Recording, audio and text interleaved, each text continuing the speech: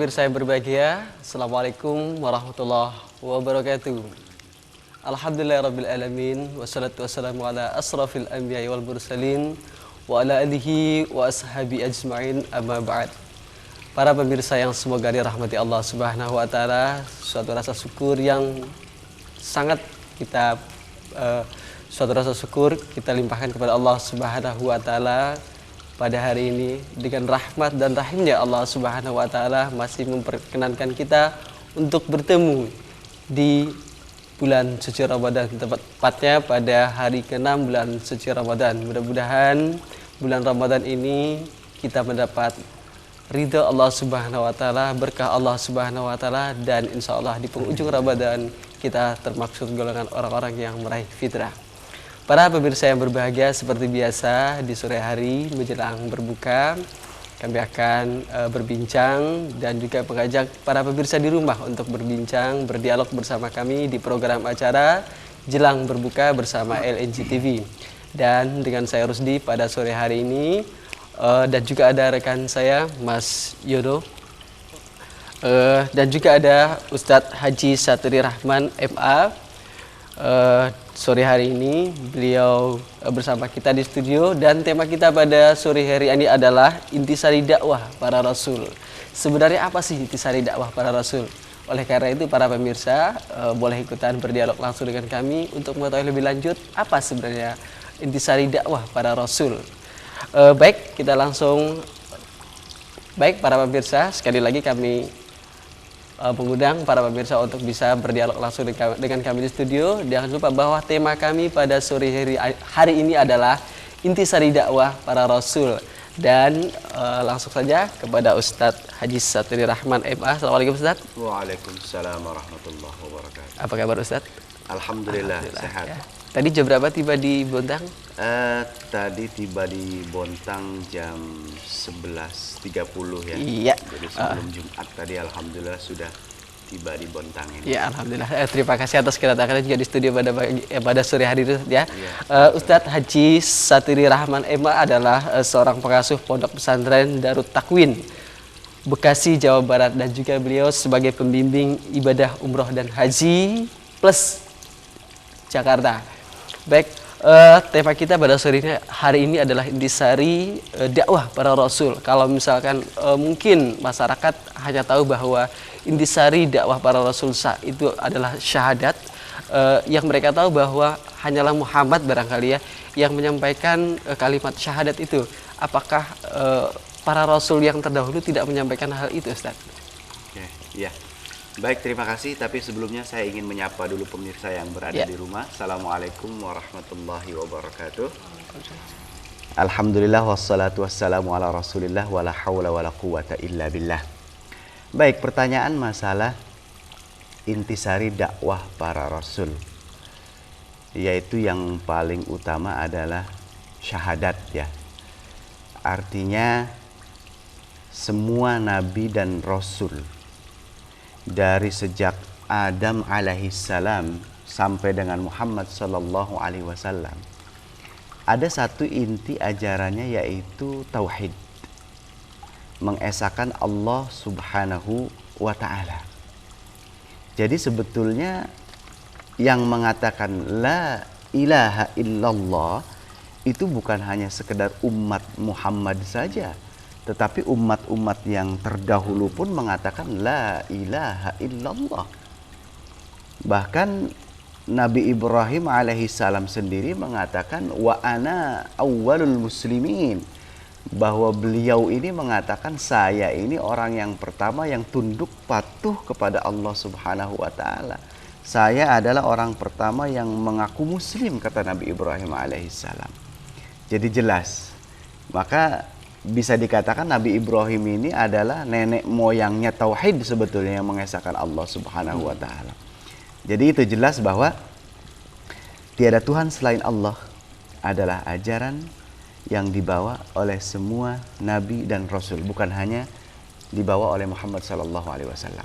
Saya kira itu ininya apa yang perlu kita pahami untuk saat ini. Iya, kalau tadi di awal saya katakan bahwa masyarakat awam terkadang hanya menilai bahwa syahadat itu adanya sejak Nabi Muhammad SAW. Apakah pada zaman Nabi Adam, kemudian nabi-nabi berikutnya itu tidak ada kalimat syahadat atau mungkin mengesahkan Allah gitu? Iya, oke. Istilah syahadat. Jadi kalau kita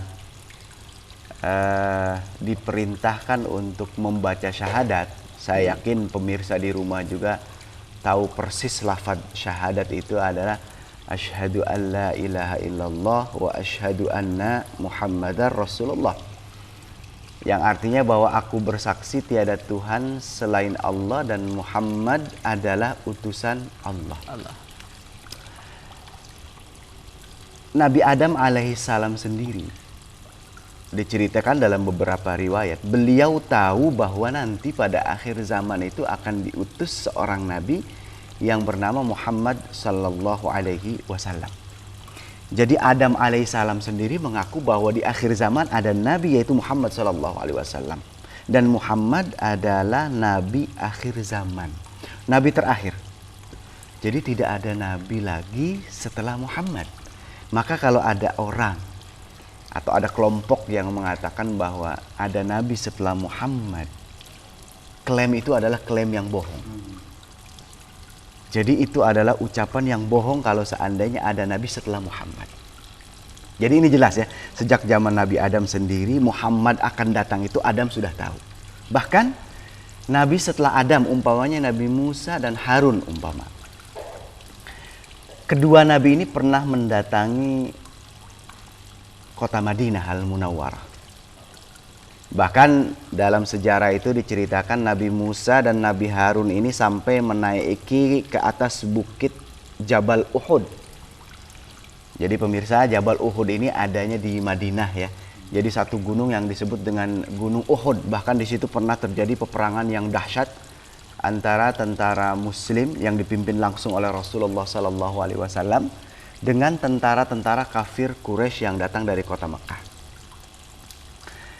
Musa dan Harun pernah mendatangi Jabal Uhud ini dan naik ke atas bukit itu hanya ingin melihat, sekaligus ingin membuktikan bahwa kedua nabi ini pernah diberitakan atau pernah diberitahukan bahwa nanti di akhir zaman itu ada seorang nabi yang bernama Muhammad dan dia akan tinggal di kota Madinah. Sehingga Musa dan Harun itu datang ke kota Madinah, menaiki ke Jabal Uhud ini. Tujuannya satu, ingin melihat lokasi Nabi akhir zaman. Ya, ingin menyaksikan lokasinya kayak gimana sih sebetulnya. Gitu. Kenapa Allah menginformasikan bahwa satu saat akan lahir seorang Nabi yang bernama Muhammad dan dia nanti akan tinggal di kota Madinah. Musa dan Harun penasaran sehingga ingin melihat lokasi Nabi akhir zaman tersebut. Bahkan konon dalam sejarah disebutkan Nabi Harun sendiri meninggal di Jabal Uhud itu. Kalau Musa meninggal di tempat yang lain. Ini bukti bahwa Muhammad, kedatangan Muhammad itu sudah diinformasikan oleh Allah Subhanahu wa taala sebelum beliau datang. Bahkan mungkin sebelum beliau ini menjadi atau diproses menjadi manusia, beritanya sudah ada itu ya. Pada zaman nabi-nabi sebelum kedatangan Muhammad SAW. Jadi itu. Mungkin kalau gitu sebenarnya Islam itu bukan ajaran baru, Pak. Ya. Jadi ini pertanyaan yang menarik ya, bahwa Islam ini bukan ajaran yang baru. Jadi apa yang dibawa oleh Muhammad Sallallahu Alaihi Wasallam itu adalah bukan semata-mata ajaran yang baru, tetapi ini ajaran-ajaran yang sebelumnya juga pernah disampaikan oleh para nabi. Karena ada nabi sebelum Muhammad Sallallahu Alaihi Wasallam ini juga menerima kitab.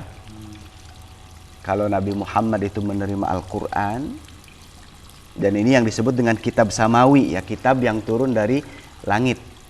Ada juga nabi sebelum Muhammad itu yang menerima kitab seperti Nabi Musa. Beliau menerima Taurat dari Allah Subhanahu wa taala. Kemudian Isa menerima Injil dari Allah. Daud menerima Zabur. Ini kalau kita mau jujur bahwa inti daripada ajaran kitab-kitab samawi ini satu, yaitu mengesahkan Allah Subhanahu wa taala. Adapun nanti akan terjadi penyimpangan-penyimpangan, Bahkan sebagian di antara mereka mengatakan bahwa Isa itu adalah putra Allah. Allah. Bahkan ada juga yang mengatakan bahwa Isa sendiri itu adalah Allah. Itu sebetulnya datang ataupun kepercayaan ini timbul dari pengikut-pengikut Nabi Isa sendiri. Isa tidak pernah mengatakan bahwa aku ini adalah Tuhan. Sama sekali tidak. Mungkin itu Pak yang selalu saking mendewa-dewakan itu ibaratnya seolah-olah kayak ibarat kayak Allah yang menciptakan itu. Iya, jadi memang Isa ini adalah seorang nabi dan sekaligus menjadi seorang rasul pada kaumnya atau pada zamannya. Dan banyak pengikut-pengikut ataupun mengikuti ajaran Nabi Isa saat itu banyak pengikutnya. Tetapi ada dan banyak juga sebagian yang tidak menerima kedatangan Nabi Isa. Artinya tidak mempercayai ajaran yang dibawa oleh Nabi Isa alaihissalam. Bahkan dalam sejarah kita tahu bahwa Isa itu dikejar-kejar gitu kan. Sampai mau dibunuh gitu kan oleh umatnya sendiri, oleh kaumnya sendiri. Gitu ya, oleh kaumnya sendiri. Maka hampir semua nabi atau hampir semua rasul yang diutus kepada kaumnya pasti dia akan mengalami kejaran-kejaran oleh kaumnya, atau mesti dia akan dikejar oleh kaumnya, bahkan akan diusir dari tempat tinggalnya. Ini sudah menjadi semacam boleh dikatakan tradisi ya. Hampir semua. Coba kita lihat Nabi Musa. Nabi Musa diusir oleh kaumnya. Nabi Isa sendiri dikejar-kejar oleh kaumnya, bahkan dia akan dibunuh. Bahkan ini pun terjadi kepada diri Muhammad sallallahu alaihi wasallam. Apa yang terjadi dengan Muhammad? Dari Mekah beliau diusir ke Madinah. Gitu kan? Ini tradisi seperti ini terjadi. Jadi sebetulnya apa yang terjadi itu adalah merupakan pengulangan-pengulangan dari sejarah, gitu ya. Makanya ketika Nabi Muhammad sallallahu alaihi wasallam menerima wahyu, beliau ini datang kepada seseorang yang ahli sejarah agama-agama yang lalu. Nabi mengatakan kepada dia bahwa saya mendapat wahyu dari Allah Subhanahu wa taala dan saya didatangi oleh malaikat Jibril. Apa komentar orang itu? Orang itu berkata, kamu mesti akan mengalami apa yang telah dialami oleh Nabi dan Rasul sebelum kamu. Kamu mesti pada satu saat akan diusir oleh kaummu sendiri. Ternyata jelas, beliau diusir oleh kaumnya dari Mekah. Maka berhijrahlah beliau ke Madinah. Nah, jadi jelas ya bahwa apa yang dibawa oleh Muhammad ini bukan ajaran baru, tetapi ajaran ini sudah dibawa oleh nabi-nabi sebelumnya. Tetapi Muhammad sallallahu alaihi wasallam menyempurnakan ajaran-ajaran sebelumnya. Saya kira itu. Mungkin Mas Rusdi bisa kita sapa para pemirsa. Ya, baik. Mungkin dia ada pertanyaan mungkin dari pemirsa ya. Para pemirsa di rumah, tadi sekilas gambaran ya bahwa intisari dakwah para rasul adalah menyampaikan ketauhidan, yaitu keesaan Allah Subhanahu wa taala. Dan sebenarnya dari 4 rasul yang diutus semua menyampaikan ketauhidan dan keesaan Allah Subhanahu wa taala. Baik, kami mengundang para pemirsa untuk berdialog langsung dengan kami di studio. Di studio telah hadir juga narasumber kita, yaitu Haji Satri Rahman MA, beliau dari Jakarta. Baik, para pemirsa, kami tunggu Anda di nomor di pesawat 1103 ya, di 1103 atau 55 1126. ya, atau 55 1126 ya. Sekali lagi kami tunggu para pemirsa di 1103 atau di 55 1126 ya. Tema kita pada hari ini, di sore hari ini, adalah intisari dakwah para rasul adalah syahadat ya. Kembali sambil menunggu telepon para pemirsa, kembali ke perbincangan kita. Kalau di akhir rasul, di akhir para nabi itu adalah nabi yang terakhir adalah Nabi Muhammad ya Ustaz ya. Dia adalah dalam Al-Quran dia disebutkan sebagai penyempurna ajaran Allah Subhanahu wa taala. Terus dengan berartinya bahwa nabi-nabi dan rasul terdahulu berarti belum mengalami kesempurnaan, begitu Ustaz? Oke. Iya, jadi ada beberapa syariat yang dibawa oleh nabi-nabi sebelumnya itu ada, tetapi sifatnya belum sempurna dan itu hanya berlaku untuk kaumnya. Kaumnya saja ya. Jadi umpamanya Nabi Musa itu kan diutus hanya untuk kaumnya saja. Isa sendiri diutus oleh Allah Subhanahu wa taala untuk kaumnya saja. Tetapi Muhammad sallallahu alaihi wasallam diutus itu rahmatan lil alamin. Seluruh manusia. Jadi ajaran Muhammad itu sifatnya universal, umum. Bukan hanya kepada orang Arab saja, bukan hanya kepada orang Indonesia saja, bukan hanya kepada masyarakat Eropa saja umpamanya, tetapi ajaran Islam yang dibawa oleh Muhammad sallallahu alaihi wasallam itu sifatnya umum dan universal. Jadi jadi disempurnakan semua syariat itu. Bahkan contoh umpamanya ibadah puasa yang saat ini kita lakukan. Dalam Al-Qur'an disebutkan ya ayyuhalladzina amanu kutiba alaikumusiyam kama kutiba alal ladzina min qablikum. Jadi ibadah puasa ini bukan sesuatu yang baru. Kita menjalankan ibadah puasa ya pemirsa, saat ini kita melaksanakan ibadah puasa bukan sesuatu yang baru. Tetapi ibadah puasa ini pun pernah dilakukan oleh umat-umat sebelum kita. Sebelum Muhammad itu sudah dilakukan.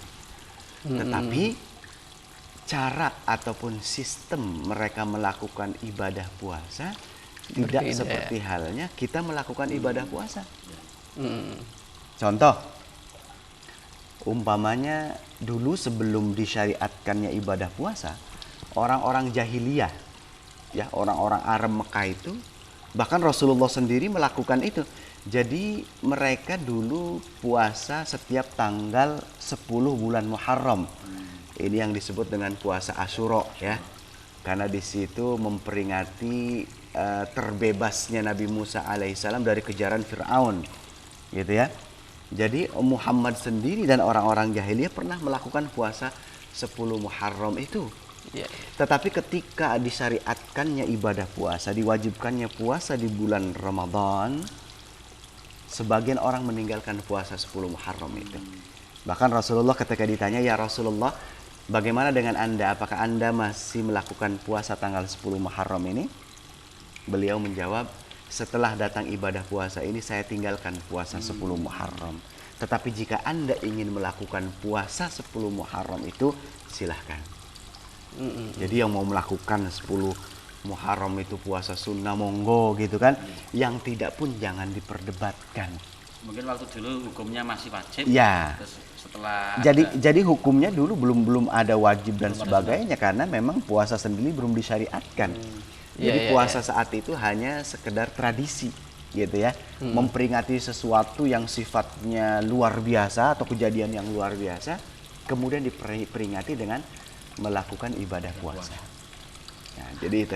Iya, artinya setelah kehadiran Rasulullah SAW, ajaran para rasul terdahulu itu sudah disempurnakan, artinya sudah hilang begitu Ustaz. Jadi tidak berlaku lagi karena sudah bukan karena kaumnya sudah hilang bersama dengan kaumnya begitu Ustaz. Ya, jadi gini. Orang-orang sebelum Nabi Muhammad sallallahu alaihi wasallam, katakan mereka ini umatnya Nabi Musa, kaumnya Musa ataupun kaumnya Isa.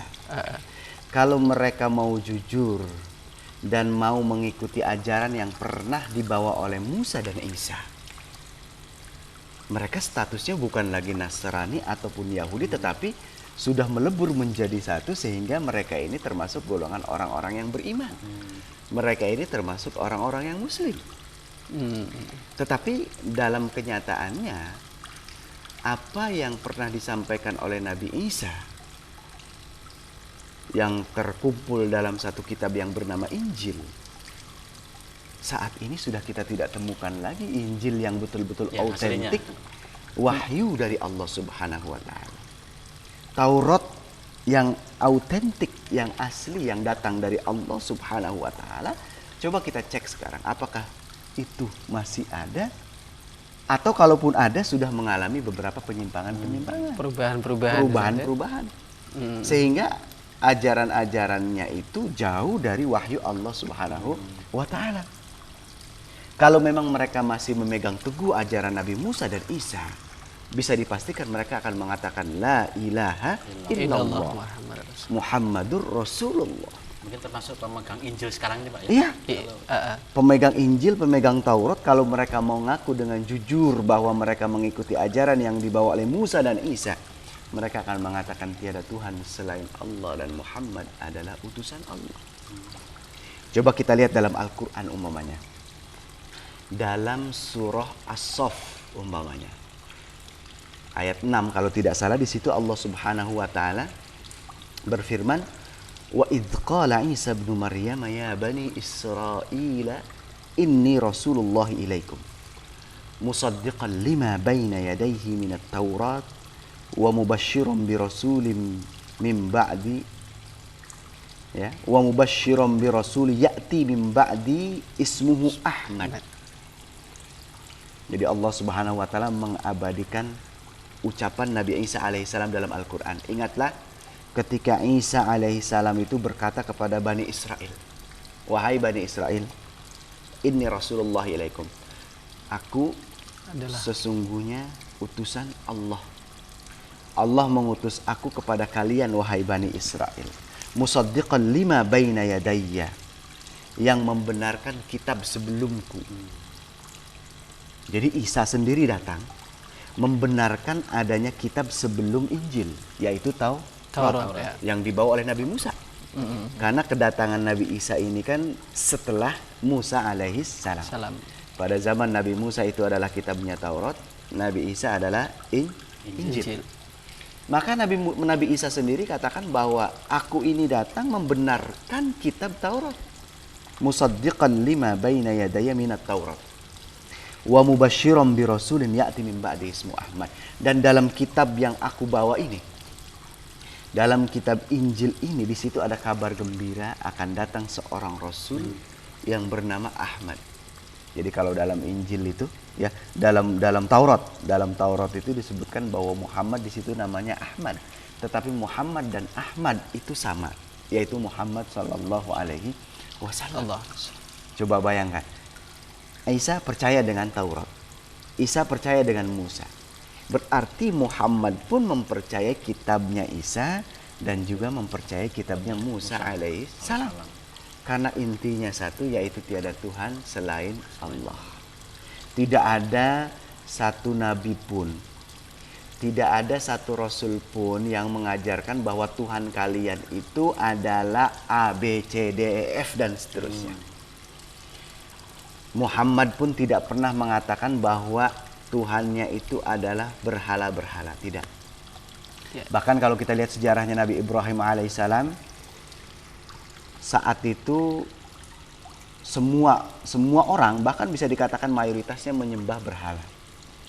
Itu pada zamannya Nabi Ibrahim alaihissalam.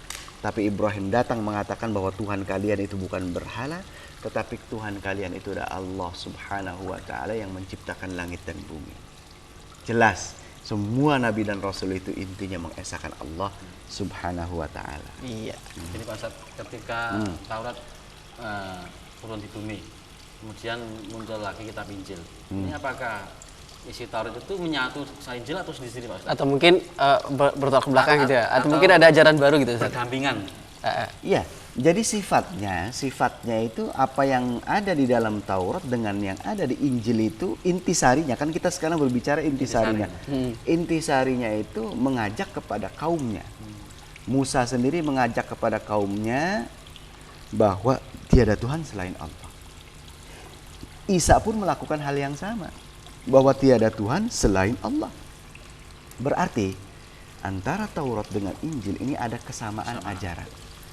Mengapa ada kesamaan ajaran? Karena sumbernya satu, yaitu Allah Subhanahu wa taala. Kalau itu sumbernya dari Allah Subhanahu wa taala, bisa dipastikan bahwa ajaran para nabi itu satu, yaitu mentauhidkan dan sekaligus mengesahkan Allah Subhanahu wa taala. Maka kalau ada orang mengatakan umpamanya Allah punya anak, bahkan Allah punya istri, naudzubillah min dzalik. Itu kan kepercayaan itu muncul setelah nabinya itu wafat.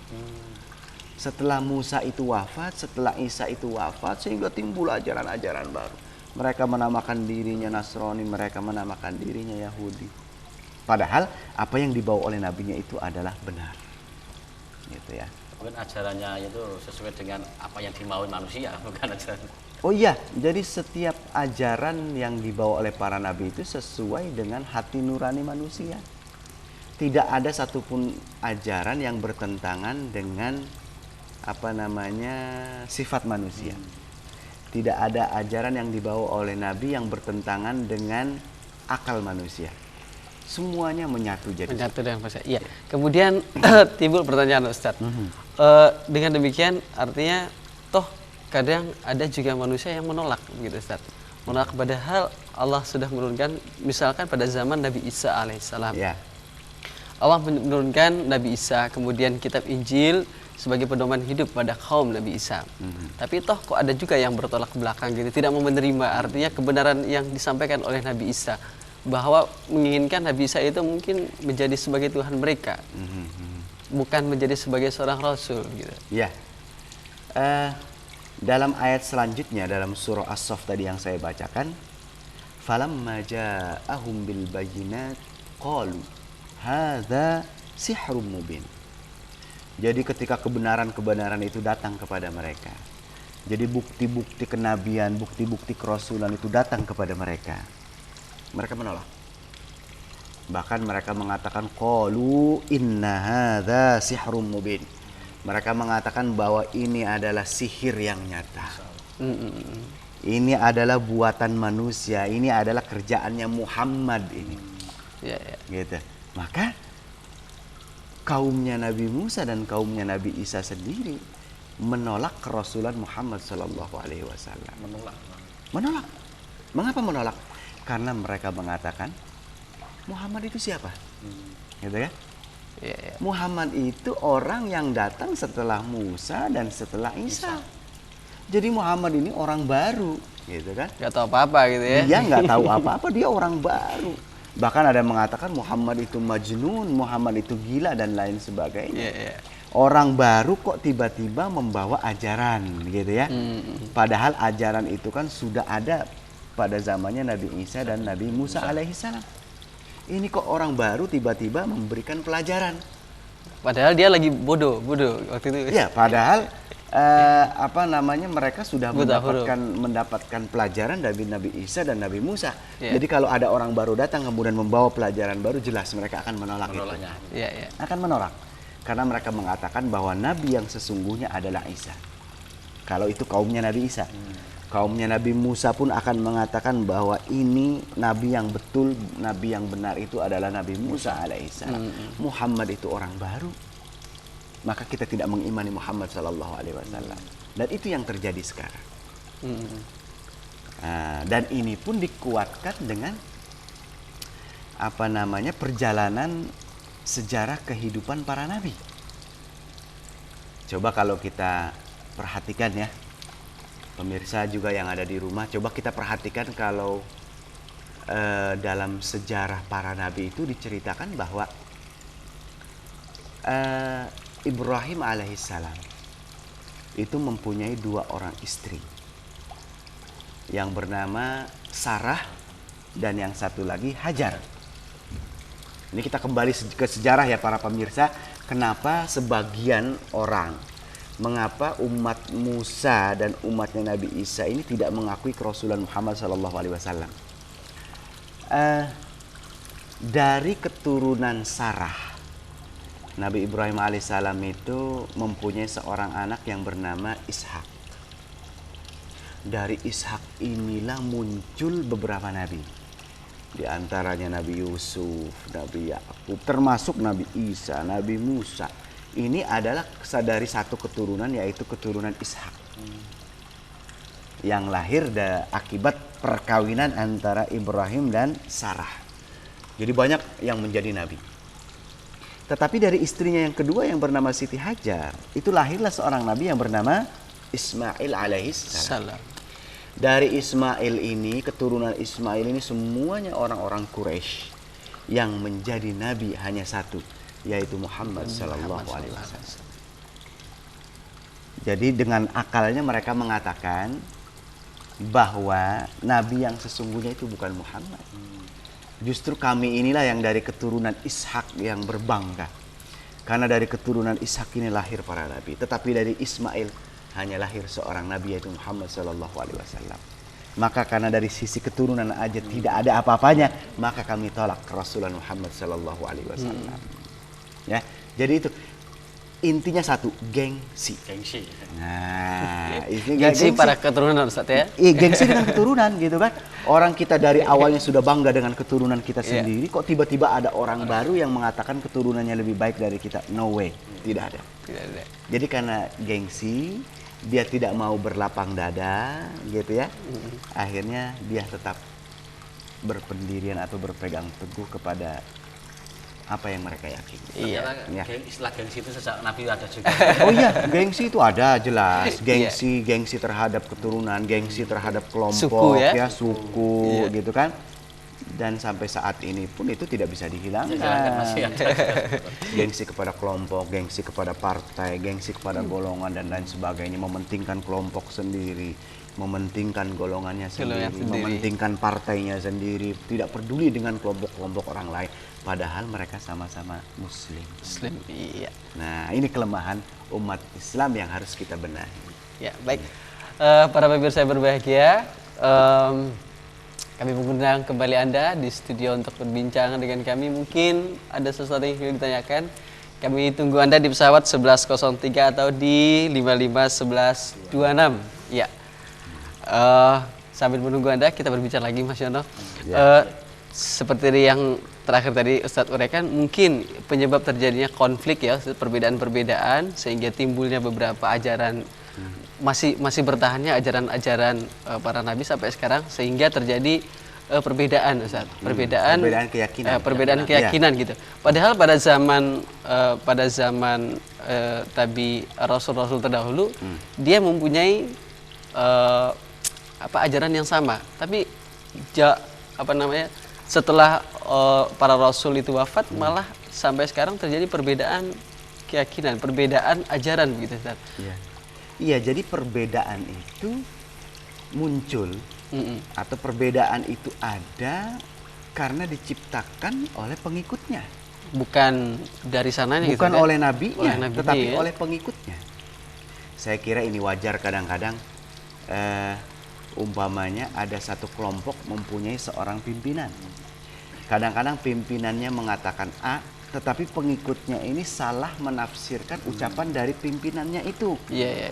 Sehingga justru apa yang dipahami oleh anak buahnya, oleh bawahannya itu tidak sama dengan apa yang pernah dikatakan oleh pemimpinnya. Justru kadang-kadang yang menyebar ke masyarakat ini apa yang dikatakan oleh anak buahnya tadi, oleh bawahannya tadi, padahal pimpinannya tidak pernah mengatakan itu.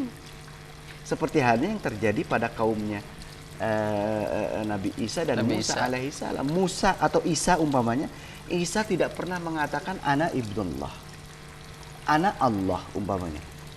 Isa tidak pernah mengatakan saya ini anak Tuhan. Isa tidak pernah mengatakan aku ini putra Tuhan. Isa tidak pernah mengatakan bahwa aku ini adalah anak Tuhan. Jelas dalam Al-Quran itu dalam beberapa ayat disebutkan, saya bukan anaknya Tuhan, saya adalah hamba Allah. Tetapi justru yang mengatakan bahwa Isa adalah putra Allah ini kan pengikut-pengikutnya. Iya. Kenapa mengatakan ini?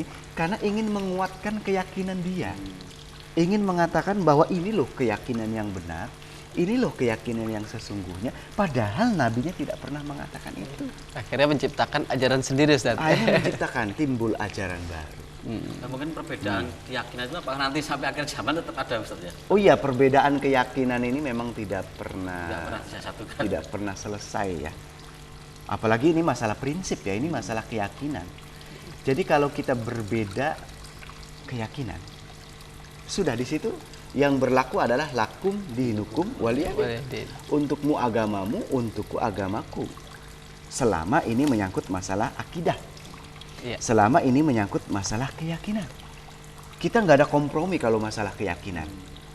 Tidak ada istilahnya karena tetangga kita orang-orang non-muslim, kita mengikuti acara-acara mereka.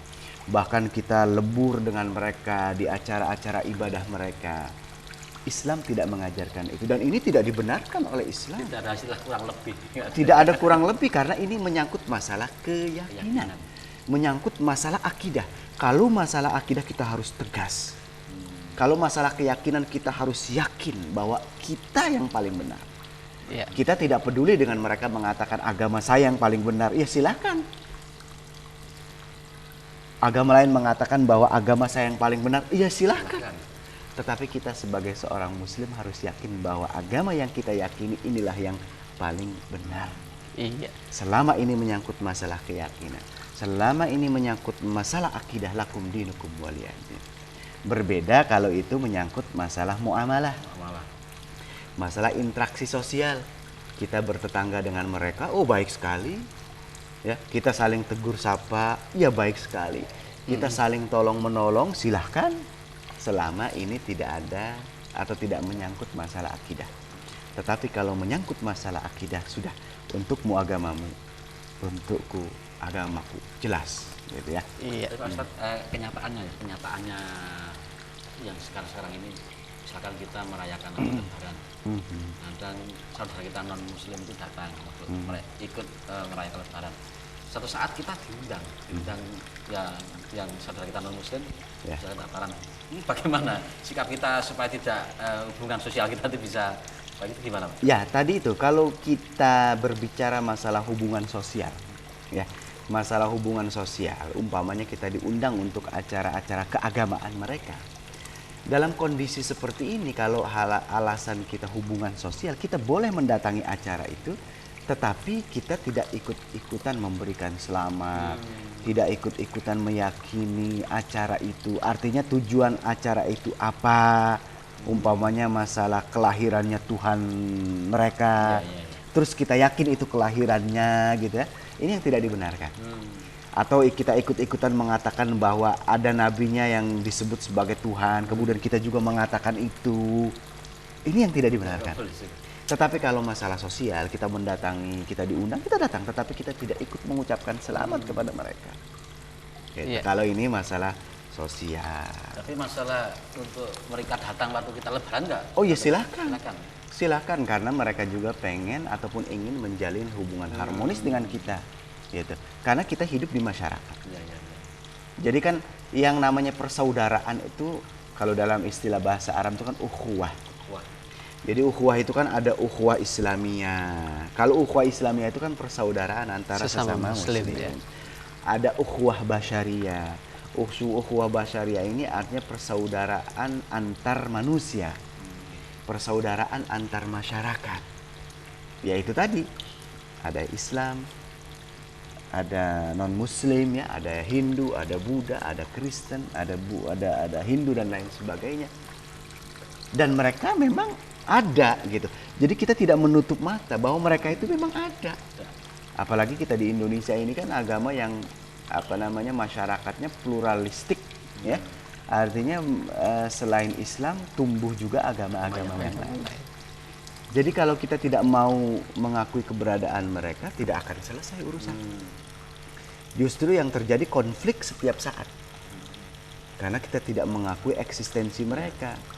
Kita akui eksistensi mereka sebatas itu masalah sosial.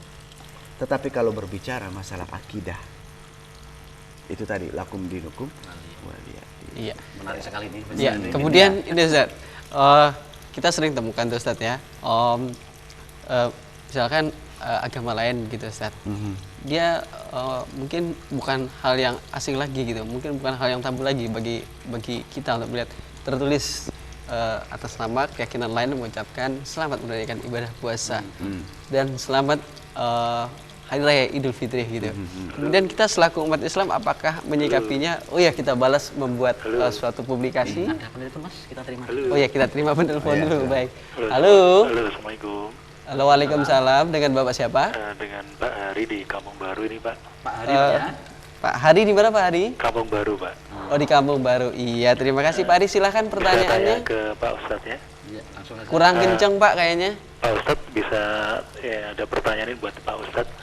Yang pertama Pak Ustadz yang ingin saya tanyakan, apakah ada benang merah antara kitab-kitab sebelumnya yang disampaikan oleh Nabi Musa, baik Nabi Isa dengan Al-Quran? Dan adakah di dalam kitab-kitab itu yang istilahnya ayat-ayatnya yang pada akhirnya mengerucut pada satu kebenaran, yaitu kebenaran Al-Quran? Itu pertanyaan yang pertama. Pertanyaan kedua, apakah pernah dari Nabi Musa atau Nabi Isa yang menyabdakan kepada umatnya untuk pada suatu saat ketika Nabi Muhammad hadir, umat-umat dari nabi-nabi tersebut untuk mengimani ajaran yang dibawakan oleh Nabi Muhammad? Nah, yang pertanyaan ketiga, Ustaz, sebenarnya proses terjadinya Nabi Isa ditarik ke langit itu kalau dari versi Islam sesungguhnya seperti apa, Ustaz? Mungkin itu aja, Ustaz. Terima kasih. Iya. Wassalamualaikum warahmatullahi wabarakatuh. Waalaikumsalam warahmatullahi wabarakatuh. Terima kasih. Saya juga agak samar-samar dengarnya. Iya. Nah, gimana pertanyaan pertama tadi? Ya. Ada yang tercatat coba? Apakah ada benang merah antara ajaran Nabi Musa dan Isa? Oke. Ya, jadi memang pertanyaannya ini banyak ya. Dan memang pertanyaannya sangat bagus sekali sehingga memang membutuhkan jawaban yang panjang sebetulnya ini ya. Kita waktu yang sangat singkat ini saya akan jawab secara singkat, tetapi mudah-mudahan tidak keluar dari inti pertanyaan itu ya. Masalah benang merah antara ajaran yang dibawa oleh Musa dengan yang dibawa oleh Nabi Isa. Jadi tadi sebelumnya saya katakan bahwa ajaran mereka intinya itu adalah sama, yaitu mengesahkan Allah Subhanahu wa taala. Itu intinya secara garis besarnya itu bahwa apa yang dibawa oleh Nabi Musa dan bawa Nabi Isa itu adalah mengesahkan Allah Subhanahu wa taala.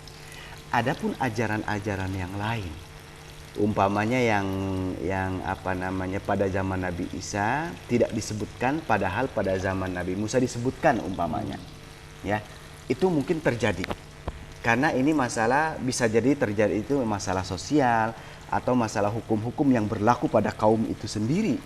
Karena apa namanya Musa itu kan datang untuk kaumnya sendiri, tadi saya sampaikan. Isa pun datang untuk kaumnya sendiri, dia sifatnya tidak umum. Jadi bisa saja terjadi satu hukum berlaku hanya pada zaman Nabi Musa dan kaumnya, dan bisa saja terjadi satu hukum ini berlaku untuk Nabi Isa dan kaumnya Ya. gitu ya. Tetapi kalau bicara masalah keyakinan dan masalah akidah itu satu, yaitu tidak ada Tuhan selain Allah. Di samping itu pula semua kitab itu ada ajaran yang mengatakan bahwa apa namanya kedatangan Nabi Muhammad SAW itu tadi. Jadi yaitu tadi intinya syahadat tadi, tiada Tuhan selain Allah dan Muhammad adalah utusan Allah. Coba tadi yang menanyakan itu kalau kita buka Al-Quran ya, surah Al-An'am ayat 20. Di situ Allah Subhanahu wa taala katakan alladzina atainahumul kitaba ya'rifunahu kama ya'rifuna abna'ahum. Yang artinya bahwa orang-orang yang diberi kitab kepada mereka, dalam hal ini Nabi Musa, Nabi Isa, termasuk Nabi Daud alaihissalam, karena yang menerima kitab ini Nabi Musa itu kan membawa Taurat, Isa membawa Injil, Zabur itu dibawa oleh Daud alaihissalam. Alladzina atainahumul kitaba, mereka-mereka yang kami beri kitab, kata Allah Subhanahu wa taala, mengetahui akan datangnya Muhammad sallallahu alaihi wasallam atau mengetahui keberadaan Muhammad sallallahu alaihi wasallam sebagaimana mereka itu mengetahui anak-anak mereka sendiri. Coba bayangkan atau kita perhatikan redaksi Al-Qur'an ini, kama ya'rifuna abna'ahum. Jadi orang-orang yang diberi kitab itu mengetahui Muhammad sallallahu alaihi wasallam itu sebagaimana halnya mereka mengetahui anaknya sendiri. Coba kita perhatikan umpamanya seorang ayah mempunyai anak dua. Saya yakin dia akan mengetahui persis karakter dua anak ini. Anak yang pertama sifatnya ini, yang kedua sifatnya ini. Maka Allah Subhanahu wa taala memberikan ilustrasi di sini bahwa mereka itu sesungguhnya mengetahui Muhammad itu sebagaimana halnya mereka mengetahui anaknya sendiri. Artinya mereka itu tahu Muhammad, gitu ya. Mereka ini tahu Muhammad, tetapi banyak yang ingkar, banyak yang menolak. Padahal kalau mau jujur, mereka itu sesungguhnya mengetahui Muhammad sebagaimana mereka mengetahui anaknya sendiri, gitu ya. Ya, ya. Jadi kesimpulannya benang merahnya itu antara Musa, Isa, Muhammad satu, yaitu mengesahkan Allah Subhanahu wa taala. Gitu. Pertanyaan yang lain tadi Yang apa? kedua, waktu setelah datang Nabi Muhammad, apakah umat Musa itu semua disuruh untuk ikut membaur selama? Oke, ya. Saya kira mungkin dari awal pembahasan ini telah kita singgung, tetapi mungkin tidak fokus. Jadi begini, pengikut-pengikutnya Nabi Isa, Musa, gitu ya. Ketika mereka betul-betul mengimani apa yang dibawa oleh nabinya. Kita tidak berbicara masalah Nabi Muhammad sendiri. Tetapi kalau mereka mau mengikuti ajaran Nabi Isa ataupun mau mengikuti ajaran Musa, bisa dipastikan bahwa apa yang mereka ikuti itu sama dengan apa yang dibawa oleh Muhammad Sallallahu Alaihi Wasallam. Karena itu adalah wahyu yang sumbernya dari Allah Subhanahu Wa Taala. Sehingga kalau pengikutnya Nabi Isa meyakini Muhammad atau meyakini kitabnya yang dari Allah Subhanahu Wa Taala, kemudian pengikutnya Nabi Musa meyakini Taurat yang dibawa oleh yang diturunkan Allah Subhanahu Wa Taala, ini bisa dipastikan bahwa apa yang mereka yakini itu adalah sama dengan apa yang diyakini oleh Muhammad Sallallahu Alaihi Wasallam. Gitu. Jadi sebetulnya tidak ada paksaan mereka mengikuti Muhammad, ikuti saja ajaran nabinya, bisa dipastikan sudah mengikuti ajaran Muhammad Sallallahu Alaihi Wasallam. Karena mungkin Al-Quran itu sudah tergantung Injil di situ. Iya, iya. Jadi menyempurnakan kitab-kitab sebelumnya.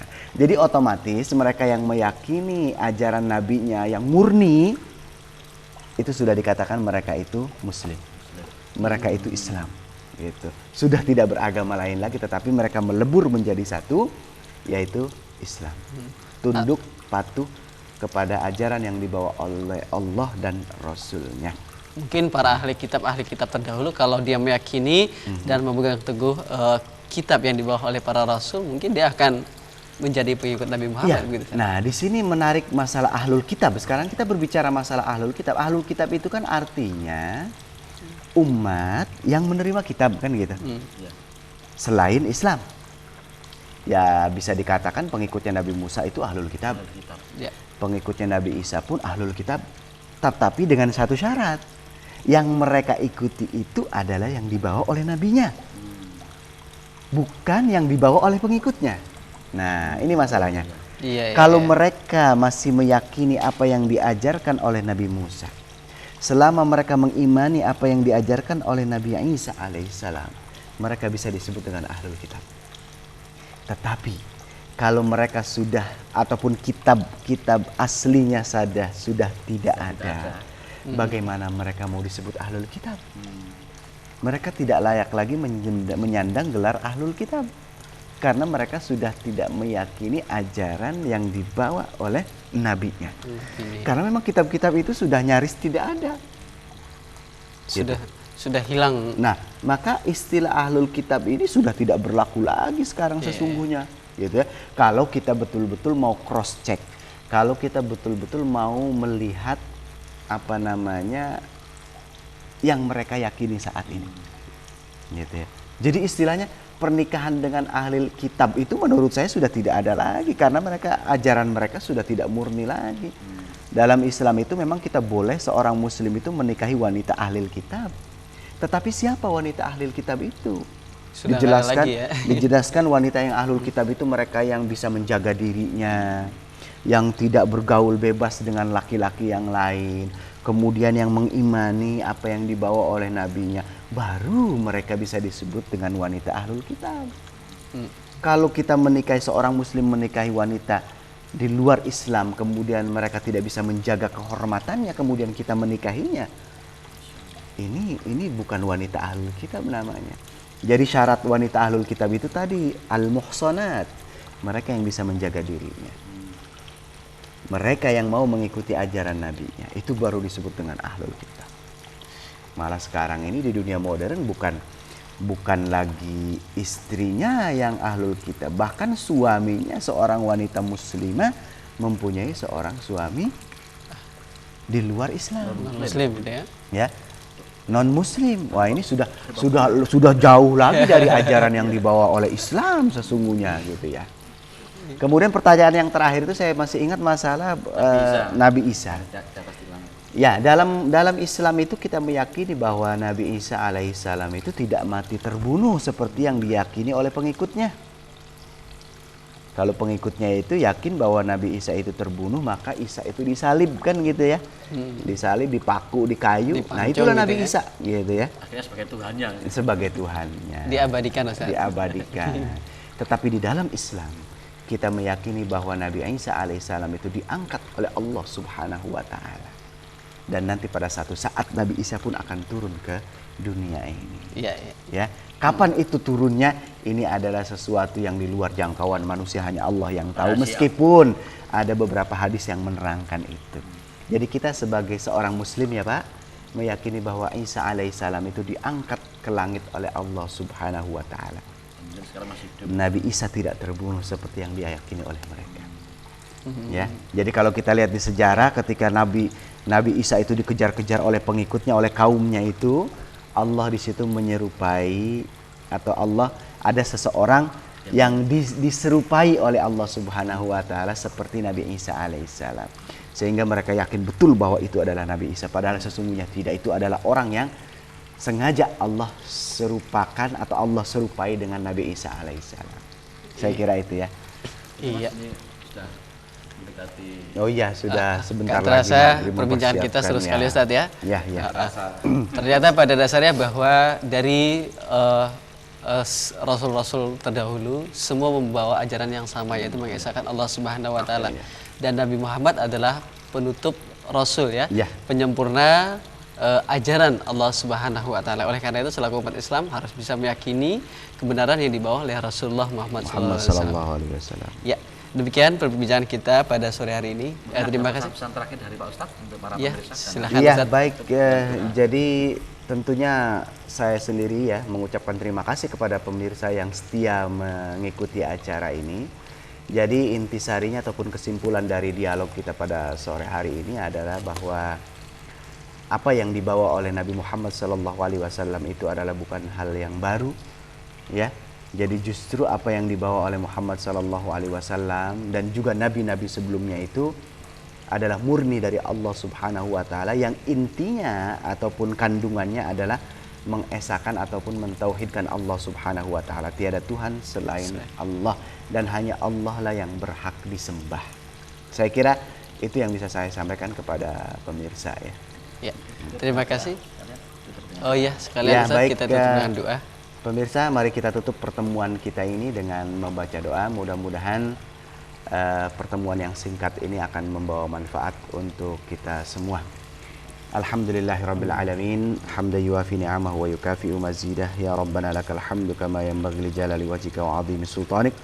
Allahumma salli ala Muhammad wa ala ali Muhammad wa sallim wa radiyallahu tabaraka wa ta'ala an kulli sahabati rasulillahi ajma'in. Rabbana taqabbal minna salatana wa siyamana wa ruku'ana wa sujudana wa tammim taqsirana ya Allah ya rabbal alamin. Allahumma a'inna ala dzikrika wa syukrika wa husni ibadatik. Rabbana zalamna anfusana wa illam taghfir lana wa tarhamna lanakunanna minal khasirin. Rabbana atina fid dunya hasanah wa fil akhirati hasanah wa qina adzaban nar wa adkhilnal jannata ma'al abrar ya aziz ya ghaffar ya rabbal alamin. Wa sallallahu ala khairi khalqihi Muhammad wa ala ali Muhammad. Subhana rabbika rabbil izzati amma yasifun wa salamun alal mursalin walhamdulillahi rabbil alamin. Ya, demikian perbincangan kita di studio pada sore hari ini. Terima kasih Ustadz atas kehadiran di studio. Seru sekali maksudnya perbincangan kita. Mudah-mudahan apa yang kita dibicarakan oleh Ustadz Haji Satria Rahman MA bisa membawa ilmu bagi kita. Insya Allah bisa kita amalkan dalam kehidupan sehari-hari. Dan juga para pemirsa, terima kasih atas kebersamaannya. Sampai jumpa pada sore berikutnya. Demikian kami ucapkan selamat menunaikan ibadah puasa. Semoga Allah Subhanahu wa taala meridhoi puasa para pemirsa sekalian. Amin amin ya rabbal alamin. Demikian saya Rusdi mohon undur diri dan juga rekan saya Mas Yono ya. Terima kasih. Akhir kalam, wassalamualaikum warahmatullahi wabarakatuh. Waalaikumsalam warahmatullahi wabarakatuh.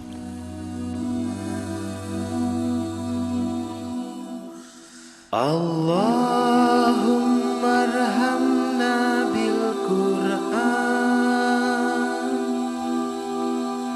واجعله لنا إماما ونورا وهدى ورحمة اللهم ذكرنا منه ما نسينا وعلمنا منه ما جهلنا وارزقنا تلاوته